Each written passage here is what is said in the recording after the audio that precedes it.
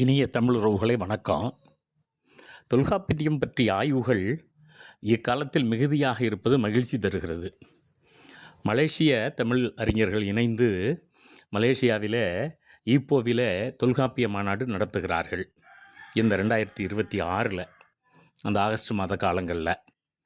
அதே போல் நம்முடைய மாணவர் சுந்தரம் அவர்கள் மற்றும் கனடாவினுடைய தொல்காப்பிய மன்றம் இணைந்து அங்கே சிறப்பாக ஒரு தொல்காப்பிய மாநாடு ஒன்று நடத்துகிறார்கள், ஆராய்ச்சி கருத்தரங்கு.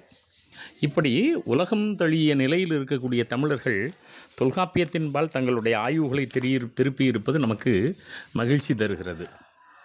பலரும் இதற்கு எப்படி ஆய்வு கட்டுரை எழுதுவது என்கிற வினாக்களை பலர் கேட்கிற காரணத்தினால இந்த பதிவை நான் வெளியிடுகிறேன்.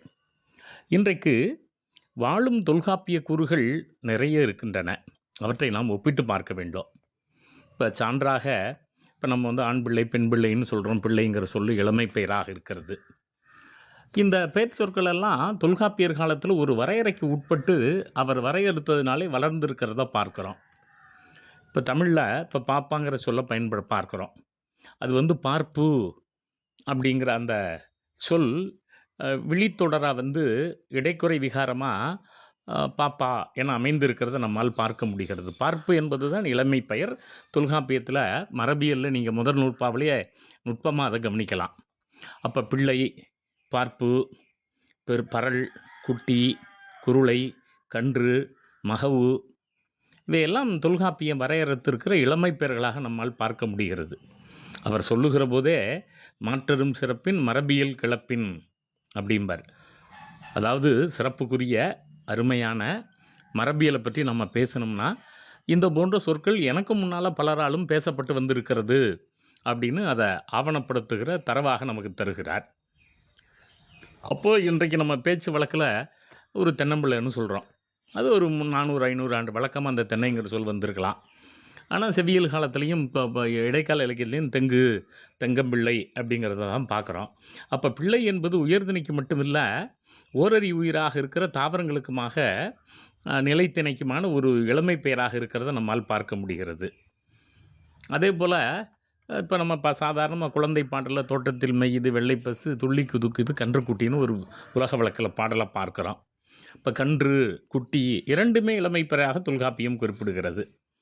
அப்போ இந்த தொல்காப்பியம் மரபியலில் சொல்லுகிற முதல் நூற்பாவில் இருக்கிற இந்த கன்று, குட்டி என்கிற 2 சொற்களும் சேர்ந்து 20ஆம் நூற்றாண்டில் கன்று, குட்டி என ஒரு பொருள் பன்மொழியாக வழக்கு இருக்கிறதையும் நம்ம கவனிக்கிறோம்.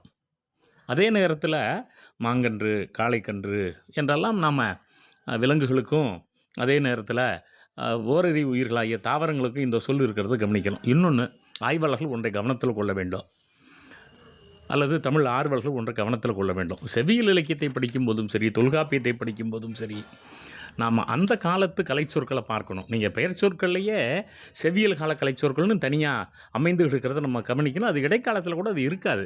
இப்போ எங்குன்னு ஒரு சொல் இருக்கும் டன்னகரத்தோட, அது கரடி அப்படிங்கிற பொருண்மையாக நம்ம புரிஞ்சுக்கணும். உழை அப்படிங்கிற ஒரு சொல் இருக்கும். உழைப்புங்கிறது நமக்கு வெளிப்படை பொருள். செவ்வியல் காலத்தில் அது மான குறிக்கிற ஒரு சொல்லாக இருக்கும். இப்போ நவ்வி அப்படிங்கிற சொல்ல பார்த்தோடனே இது மான்குட்டி, அது ஒரு இளமை பெயர், அது மானை குறிக்கக்கூடிய சொல். இப்போ கடமைன்னு இருக்கும், நம்ம டியூட்டிங்கிற பொருளை தான் பார்த்துக்கிட்டு இருப்போம். ஆனால் அது காட்டுப்பசுவை குறிக்கிற ஒரு சொல் என்பது அந்த செவ்வியல் இலக்கியத்தில் பயிலுகிற போது, பயிற்சி இருக்கிற போது இயல்பாக நமக்கு தெரியும். இப்போ மூங்காங்கிற சொல் அடிக்கடி வரும். நம்ம கீரி, பாம்புக்கும் கீரிக்கும் சண்டைங்கிற இல்லையா, அந்த கீரியை குறிக்கிற சொல் அது. இப்போ நம்ம ஊரில் கண்டியூர் உண்டு, கண்டி உண்டு இலங்கையில். கண்டினா எருமைக்கடா. அப்போது நாம் அந்த செவ்வியல் காலத்தில் அந்த சொற்களுக்கு நம்ம போயிடணும். இப்போ ஒருத்தல்னு ஒரு சொல் இருக்கும்.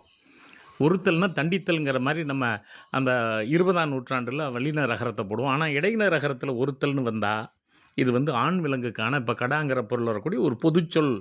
எருமையாக இருந்தாலும், யானையாக இருந்தாலும், மானாக இருந்தாலும் அதுக்கு நம்ம அந்த அகராதிகள், நம்முடைய நிகண்டுகள் அதில் கொஞ்சம் பயிற்சி. அப்போ ஆய்வாளர்கள் தமிழ்நாடு பாடல் நூல் வெளியிட்டிருக்கிற தமிழ் அகரமுதலி, அல்லது இப்போ நம்ம செம்மொழி தமிழாய்வு நிறுவனம் நிறைய நூல்களை வெளியிட்டிருக்கு. நான் அடிக்கடி அதான் சொல்லுவேன். இப்போ சோனா கந்தசாமி ஐயா அவர்கள் தொல்காப்பியமும் அந்த சங்க இலக்கியங்களும்னு ஒரு அருமையான ஒரு பெரிய தொகுதி ஒன்று வெளியிட்டிருக்கிறார். அது போன்றவை உங்களுடைய ஆய்வுக்கு மிக எளிமையாக பயன்படும். அப்போ இந்த அகராதிகள், இந்த மாதிரியான ஆய்வு நூல்கள், அப்புறம் தொல்காப்பியம் மூலம், அப்புறம் இன்னும் தொல்காப்பியத்தை பற்றிய ஆய்வுகள் நிறைய வந்திருக்கின்றன. அப்போ ஒரு ஒரு ஆய்வாளர் என்பவர் இது போன்ற நூல்களில் பயிற்சி இருந்தால் தான் இது போன்ற கட்டுரைகள் நம்மால் எழுத முடியும் நண்பர்களே. இப்போ உதாரணமாக அப்பர் அப்படின்னா நம்ம திருநாவுக்கரசரை நினச்சிக்குவோம் இடைக்காலத்தில். இல்லைங்க, அது ஆட்டுக்கடாயை குறிக்கும். தகர் அப்படின்னாலும் ஆட்டுக்கடாயாக குறிக்கும். மோத்தைனாலும் ஆட்டுக்கடாயாக குறிக்கும். இதெல்லாம் எங்கே நமக்கு கிடைக்கின்றன? நிகண்டுகள்லையும் அகராதிகள்லையும் நமக்கு அதில் ஒரு பழக்கம் இருக்க வேண்டும் நண்பர்களே. குஞ்சரம்ங்கிற சொல் யானைங்கிற பொருள் தொல்காப்பியத்திலே வந்திருக்குது. ஊகம்னா குரங்கனுடைய ஒரு வகை. இது போன்ற சொற்கள் குரங்குல முசுங்கிற ஒரு வகை இருக்கிறது. இவையெல்லாம் நமக்கு இந்த தொல்காப்பிய பயிற்சிக்கு முன்னாலே சங்க இலக்கிய பயிற்சி. ஏன்னா தொல்காப்பியம் சங்க இலக்கியத்தை விட பல்லாயிரம் ஆண்டுகள் மூத்தது. தொல்காப்பியத்தை மீறிய சொற்கள் செவியல் இலக்கியத்தில் நிறைய இருக்கும். நீங்கள் குறுந்தொகையிலையும் அகநானூர்லையும். ஏன்னா ஒரு இலக்கணம் ஒரு காலத்தில் எழுதப்படுது. அதுக்கு பிறகு வர இலக்கியங்கள் புதிதாக எழுதுவதை நம்ம பார்க்குறோம். இப்போ நம்ம 20ஆம் நூற்றாண்டு தமிழில் மகன் மகள்ங்கிற சொல் இருக்குது. சன் டாக்டருங்கிற பொருளில். நீங்கள் தொல்காப்பிய மரபியலில் மகவுங்கிற சொல்லும். மகவு அப்படின்னா ஆண் மகவு பெண் மகவு. அப்போ இந்த மக அப்படிங்கிற சொல் பறவைக்கும் இருக்கும், விலங்குகளுக்கும் இருக்கும், உயர்திணை ஆகிய மனிதனுக்கும் இருக்கும். அப்போ இந்த பால்பகா பெயராக இருக்கிற அந்த சொல் பிற்காலத்தில் தமிழில் அன்விகுதி பெற்று அல்லது அல்விகுதி பெற்று பால் பகு பெயராக வந்திருக்கிறதையும் நம்ம பார்க்க முடியும். அதை மகன் மகள்னு பார்க்குறோம். இப்போ பைதல்ங்கிற சொல் கூட அப்படி தான். பைதல் புன்கன் உரப்புறநானூற்றில் பார்க்குறோம். பைதல்னால் குழந்தைன்னு அர்த்தம்னா மலையாளத்தில் உங்களுக்கு எத்தனை பைதல்னு கேட்பாங்க.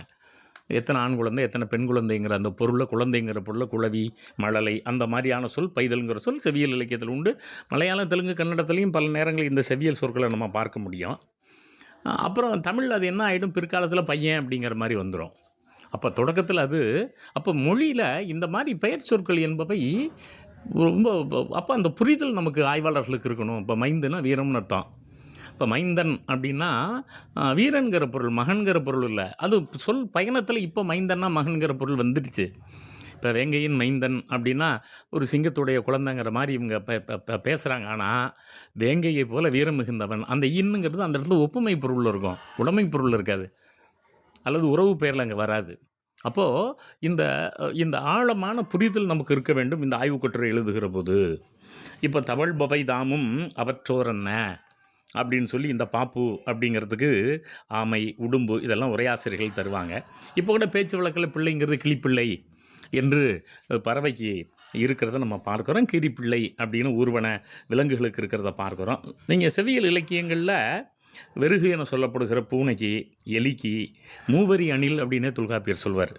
இப்போ பிற்காலத்தில் புராணங்களில் அந்த விரலை தடவுனார் வரி வந்துச்சுன்னு சொல்லுவாங்களே தவிர, தொல்காப்பியத்தில் அணிலுக்கு பேரே மூவரி அணில் அப்படின்னு தான் பேர். தொல்காப்பியரே அவர் காலத்தில் கீரிக்குட்டி, பூனைக்குட்டி, எலிக்குட்டி, அணில் குட்டின்னு குட்டிங்கிற இளமை பெயர் எதுக்கு வரும் அப்படின்னாலும் குறிப்பிடுவதாக பார்க்குறோம். நாய்க்கு மட்டும் பிள்ளை வராதும்பர். இந்த குட்டிங்கிற பெயர் வருகிற கீரி, பூனை, எலி, அணிலுக்கெல்லாம் வரும். ஆனால் நாய்க்கு இருக்காது மாதிரி இன்று வரை நாய் பிள்ளைன்னு நம்ம நாயை சொல்கிறதில்ல நண்பர்களே. அதே நேரத்தில் பன்றி, புலி, முயல், நரி இவற்றிற்கெல்லாம் வரும்னு அவர் வரையறை செய்கிறார். பரல்ங்கிற சொல்லும் குட்டிங்கிற சொல்லும். பிள்ளை பெயரும் பிழைப்பாண்டு இல்லை அப்படிம்பார். இந்த பிள்ளைங்கிற சொல் இருக்குதே, அது இந்த பன்றிக்கும் புலிக்கும் வந்துட்டால் ஒன்றும் தப்பு இல்லை, ஆனால் நாய்க்கு மட்டும் வராது. கொல்லுங்காலை நாயலங்கடையே, நாய் அல்லாத பிற சொற்களுக்கு அது வரும் அப்படிங்கிறத பார்க்குறோம். இதில் மிக நுட்பமாக இந்த ஓரறி உயிர்களுக்கு நம்ம எப்படி இந்த பிள்ளை தென்னம்பிள்ளை மாதிரி சொல்லிவிட்டு தொல்காப்பியர் தெளிவாக சொல்லுவார். நெல்லும் புல்லும் நேரார் ஆண்டு. நெல்லுக்கும் புல்லுக்கும் ஓரறி உயிராக இருந்தாலும் பிள்ளை போன்ற சொற்கள் இளமை பெயர்கள் வராது. இப்போ நம்ம நெல்லுக்கெல்லாம் நாற்றுன்னு சொல்கிறோம். அப்போது ஓரறி உயிர்லையுமே அவர் பாகுபடுத்துகிறார். ஆமாம், பிள்ளை குளவி கன்றே போத்து என கொள்ளவும் அமையும் ஓரறிவு உயிர்க்கே. அப்போ ஓரறி உயிர் சொல்லப்படுகிற தாவரங்களுக்கு மாங்கன்று, பூவரசம், போத்து, தென்னம்பிள்ளை போன்ற பிள்ளை, குளவி, கன்று பயன்படுத்தலாம். ஆனால் இந்த நெல்லுக்கு இதை பயன்படுத்தப்படாது என சொல்லுகிற போது ஒரு வரையறையை, ஒரு சொல்லினுடைய பயன்பாட்டு ரெஸ்ட்ரிக்ஷன் ஆஃப் த வேர்ட் அப்படிம்பாங்க, பயன்பாட்டுத்தன்மை அவர் குறிப்பிடுகிறத பார்க்குறோம். நீங்கள் இந்த ஐயா சோனாக்கா அவர்களுடைய புத்தகத்தை நான் சொன்னேன், தொல்காப்பியமும் செவியல் இலக்கியமும் நல்ல ஆய்வுன்னு சொல்லி ஒரு பெரிய பட்டியலே கொடுப்பாரு. மற்ற உரையாசிரியர்கள்ட்டேருந்தும் அவர் தேடி எடுத்திருக்காரு. ஏன்னா மற்ற உரையாசிரியர்களும் இப்போ சாதாரண ஒரு தலைவி ஐங்கூர் நூறில் சொல்கிறப்ப தன் பார்ப்பு தின்னும் அன்பின் முதலை, அவன் ஊர் இருக்கே, தலைவனுடைய ஊர் இருக்கே, தான் ஈன்ற குட்டியை தானே தின்னுகிற முதல்ல இருக்க ஊர், அதனால் அவன் மோசமானவன்னு சொல்லுகிற தன்மையை நம்ம நிறைய பார்க்குறோம். அதே போல் யாமை பார்ப்பு, பிள்ளை தின்னும் முதலைத்து அவன் ஊர், 524வது பாடல். பிள்ளை தின்னும் முதலைத்து, முதலையே உடையது. இந்த செவியல் இலக்கியங்களில் நிறைய குறிப்பு முற்றுகள் வரும்னு நான் நிறைய பேசியிருக்கேன், பல இடங்களில் பேசியிருக்கேன், பல பதிவுகளும் போட்டிருக்கேன். முதலையே உடையது, முதலைத்து, முதலை அப்படிங்கிறது பெயர் சொல், நல்லா தெரியும் உங்களுக்கு.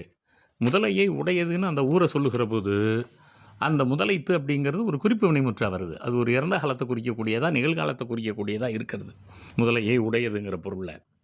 அப்போது இந்த செவ்வியல் இலக்கியங்களை நம்ம அப்படி பருந்து பார்வையில் பார்க்குறப்ப பறவைதம் பார்ப்பு உள்ள கலித்தொகையில் பார்ப்புங்கிற பொருள் பறவைக்கு வருது. தன் பார்ப்பு உள்ளிய தன்பறை நாரை. அப்போ அந்த நாரை தன்னுடைய அந்த குழந்தையை நினச்சிக்கிட்டே இருந்துச்சுன்னு அகநானூறு 240 சொல்லுது. செங்கால் அன்னம் வளரா பார்ப்பிற்கு. அப்போ பார்ப்பு என்கிற சொல் இருக்கிறதே 20ஆம் நூற்றாண்டில் பாப்பா என வெளித்தொடரை நாம் இயற்பெயராக பயன்படுத்துகிறோமே, நீங்கள் அதில் கூட பேச்சு வழக்கில் அத்திங்கிற சொல் பெண்பால் வெகுதி யாரும் அண்ணாத்திங்கிற மாதிரி சொற்கள் அதை பார்க்கலாம். அந்த பார்ப்புங்கிற சொல் பாப்பான்னு பாப்பாத்தின்னு வரும். நம்ம ஆட்கள் என்ன நினச்சிக்கிறான், பாப்பாத்தின்னா ஆரிய பெயர், பார்ப்பான் பாப்பாத்தி, அந்த சொல்லை பார்த்துட்டு இந்த பெண்ணுக்கு பேர் வச்சா நினைக்கிறேன். அப்படி இல்லை நண்பர்களே, தமிழிலே இளமை பெயரில் ஒன்று பாப்பாத்தி. அப்போ பார்ப்பு என்கிற பால்பகா பெயர் அந்த ஆத்தி என்கிற பெண்பால் வெகுதியை பெற்று பாப்பாத்தி என வருகிற போது தூய தமிழ், தொல்காப்பிய தமிழ் 20ஆம் நூற்றாண்டில் நல்ல தொல்காப்பிய கூறாக வாழ்ந்து கொண்டிருக்கிறது. அது இளமை பெயர். எப்படி இப்போ குழந்தைன்னு பேர் வைக்கிறோம் ஒரு பெரிய ஆளுக்கு, அது மாதிரி குழந்தைங்கிற பொருளில் பாப்பாத்திங்கிற சொல் பயன்படுத்துகிறத நம்ம கவனிக்கிறோம். அது தூய தமிழ் சொல் என்பதை தமிழர்கள் உணர வேண்டும். ஏன்னா அதிகமான வடமொழி வாடை இல்லாத சிற்றூர்களில் இந்த பாப்பாத்திங்கிற சொல் மிகுதியாக பயன்பாட்டில் இருக்கிறத நான் பார்க்குறேன். ஆமாம். அப்போது இந்த யாமை இளம் பார்ப்பு, யாமை தன் பார்ப்பு ஓம்புதல். இந்த ஓம்புதல்ங்கிற சொல்லும் அருமையான சொல். பிற தீங்குகளிலிருந்து காத்தல்ங்கிற பொருள் அது வரும். அப்போ இந்த புறநராற்றுப்படை இது போன்ற இடங்களில் இந்த பார்ப்பு இந்த சொல்லும் இருக்கிறத நம்ம இந்த ஆய்வுகளில் நல்ல அறிஞர்கள் நமக்கு தருகிறார்கள். கருவிரல் மந்தி கல்லா பார்ப்பு, நரைமுக ஊகம் பார்ப்போடு பணிப்ப. பாம்புக்கு கூட அரவம் மற்றினம் பார்ப்பு. அப்போ குரங்கு, மந்தி, பாம்பு, ஆமை இவற்றுக்கெல்லாம் இந்த பார்ப்புங்கிற பெயர் சொல் இருக்கிறத நம்மால் பார்க்க முடிகிறது. இந்த பிள்ளைங்கிற சொல்ல பார்க்குறோம். இன்றைக்கு அது சாதி பெயராக இருக்குது. அதில் கூட ஒரு மரியாதை விகுதி அல்லது பலர்பால் விகுதியை போட்டு பிள்ளைமார்னெல்லாம் பேச்சு வழக்கில் பயன்படுத்துகிறாங்க. ஆனால் அது இளமை பெயராக தான் தமிழில் நம்மால் பார்க்க முடிகிறது. எருவை பிள்ளை ஊட்டாக நான் ஒரு எருவைனா பருந்துன்னு உங்களுக்கு தெரியும். தன்னுடைய குழந்தைக்கு அது ஊட்டியது அப்படின்னு பார்க்குறோம். கொக்கின் பைதல் பிள்ளை தழி. ஒரு பொருள் பொருள்மொழி செவியல் இலக்கியத்திலே வந்துருச்சு. பைதல்னாலும் குழந்தை தான், பிள்ளைனாலும் குழந்தை தான். இந்த கோழி பைதல் பிள்ளை. அப்போ இந்த பிள்ளைங்கிற சொல் கோழிக்கும் வரும், கொக்குக்கும் வரும், பருந்துக்கும் வரும்.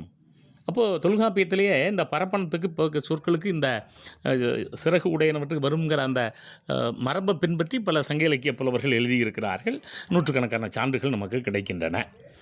தொல்காப்பிய மரபை மீறிய பதிவுகள் இருக்கின்றன, அதையும் நம்ம பார்க்குறோம். இந்த வெறுகு அப்படின்னு சொல்லப்படுகிற பூனைங்கிற ஒன்றை பார்க்குறோம். அந்த பூனைக்கு இளமை பெயராக பிள்ளைங்கிற சொல் வருது. பிள்ளை விருகிற்கின்னு குறுந்தொகையில் இருக்குது. பிள்ளை விருகின் அப்படின்னு வருகிற புறநானூற்று பாடலையும் பார்க்குறோம். அப்போது தொல்காப்பியர் இந்த வெறுகு எனப்படுகிற பூனைக்கு வரலன்னு சொன்னாலும் அதை மீறிய பதிவுகள் செவியல் இலக்கியத்தில். ஏன் நீங்கள் இறால் எனப்படுகிற மீன் வகைக்கே நம்ம பார்க்குறோம். கூர்நல் இரவின் பிள்ளை, புறநானூறு 342. அப்போது தொல்காப்பிய மரபியல் சிந்தனைகளை மீறிய சொற்கள் செவியல் இலக்கியத்தில் நம்மால் பார்க்க முடிகிறது. பிள்ளை என்கின் அப்படின்னு சொல்லுவோம். என்குன்னா கரடி, கரடி பிள்ளைங்கிற பொருளில் கூட இந்த சொல் அகநானூறு 257 வந்திருக்குது. எம்மும் உள்ளுமோ பிள்ளையின் பெருமான். அப்போ உயர்திணைக்கு பிள்ளைங்கிற சொல் நம்ம பார்க்குறோம். இந்த பிள்ளைங்கிற சொல் பிள்ளையாட்டு, பிள்ளை நிலை என்றெல்லாம் புறத்திணையில் போர்க்களத்து வீரர்களுக்கு வருகிறது. இந்த போர்க்களத்து வீரர்களுக்கு வந்த சொல்லு தான் பிறகு போர்ப்படையில் இருந்தவர்களுக்கு பிள்ளை அப்படிங்கிற சொல் அது பிறகு நாங்கள் இராணுவத்தில் இருந்தவர்கள், போர்ப்படையை சார்ந்தவர்கள் என்கிற பொருளில் ஒரு சாதி பெயராக பிற்காலத்தில் வளர்ந்திருக்கிறது. அப்போ ஒரு இளமை பெயர் ஒரு போர்முனை பெயராக வீரர்களுக்கு பிறகு அது பட்டமாக அது சாதி பெயராக மாறி இருக்கிறத நம்மால் பார்க்குறோம். அப்போது இந்த ஒரு இளமை பெயர் சாதி பெயராக மாறிய சொல்லினுடைய பயணம் நம்முடைய கவனத்தில் கொள்ள வேண்டும். சொற்கள் இலக்கியத்தில் காலந்தோறும் தன்னுடைய பயணத்தை மேற்கொள்ளும். அது போன்ற பயணங்களை நிறைய பார்க்கலாம். மொத்தத்தில் நண்பர்களே, இந்த தொல்காப்பிய கூறுகள் இன்றைக்கும் வாழ்கின்றன. ஆய்வாளர்கள் இதுபோல கூர்த்த பார்வைகளை பார்த்து ஆய்வுகள் எழுதுகிற போது உங்களுடைய ஆய்வுகள் சிறக்கும். நன்றி.